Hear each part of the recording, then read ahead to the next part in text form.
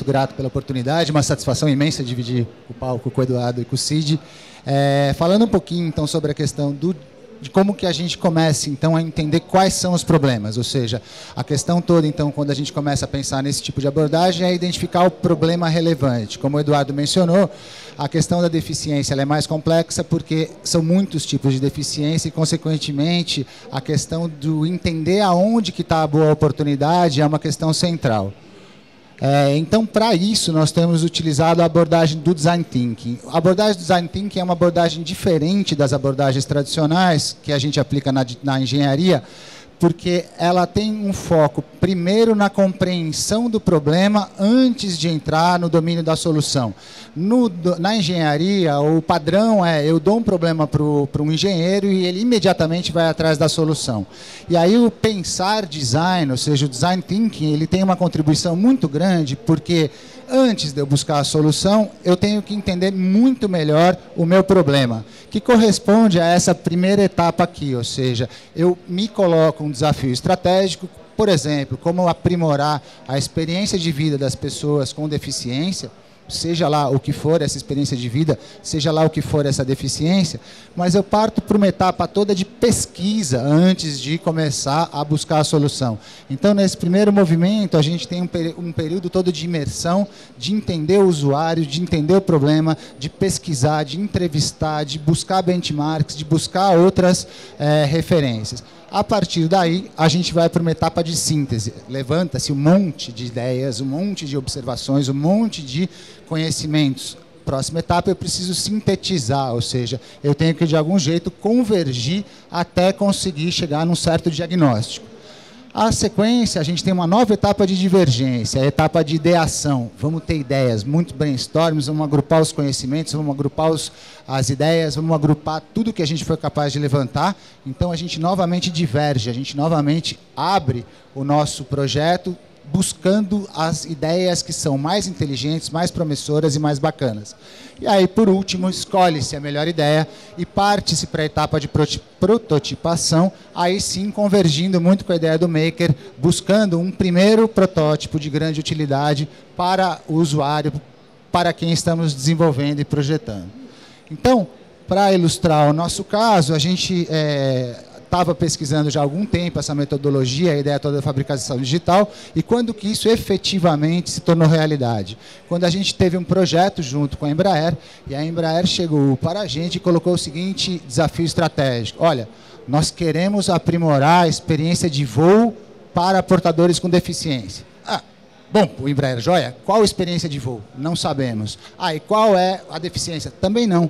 Então, a gente teve que começar desde um começo em relação à ideia toda de, olha, vamos entrevistar, vamos buscar, vamos entender quem são esses deficientes. E a gente tocou esse projeto em parceria com a Universidade de Stanford, com a Day School. E tivemos, junto com o Luiz Durão, que está aqui com a gente, o professor Eduardo, a gente teve numa primeira visita por lá, e um dos primeiros aprendizados muito grandes que a gente teve nessa vivência foi a ideia toda dos ambientes de criação. Então, ali no quadro, vocês estão observando alguns dos laboratórios, lá em cima, todos os laboratórios para as ideações e para as reuniões, ou seja, espaços dedicados à criação, que é uma das boas práticas que a gente observou nesse projeto. Depois, a ideia toda de muitos e muitos e muitos laboratórios de prototipação. Prototipação mecânica, prototipação eletrônica, prototipação de materiais, enfim, ambientes de experimentação.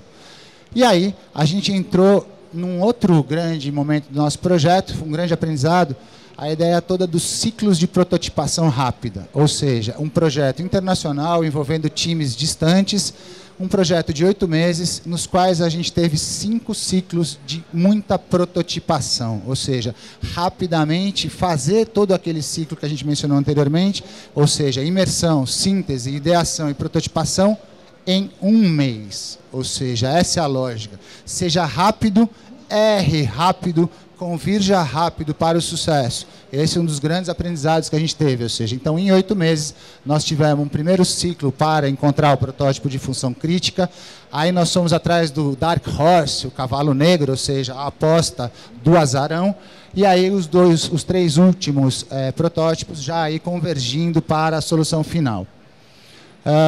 Então, ou seja, os resultados, primeira etapa, o benchmark, ou seja, a ideia é de explorar os mais diferentes contextos buscando as melhores oportunidades. Fazer as observações, buscar patentes, ou seja, entender o que é que o mundo está fazendo em direção a esse problema. E aí começar a prototipar. E esse é um outro ponto muito legal. O que é um protótipo? Isso daqui é um protótipo, ou seja, um sisteminha de bonequinhos de massinha com um papelão. Foi ótimo, porque com esse protótipo a gente já conseguiu ver que a ideia era ruim. Show! Gastamos R$30, 40 minutos de trabalho e a ideia é ruim. Ótimo, já joga fora e descarta.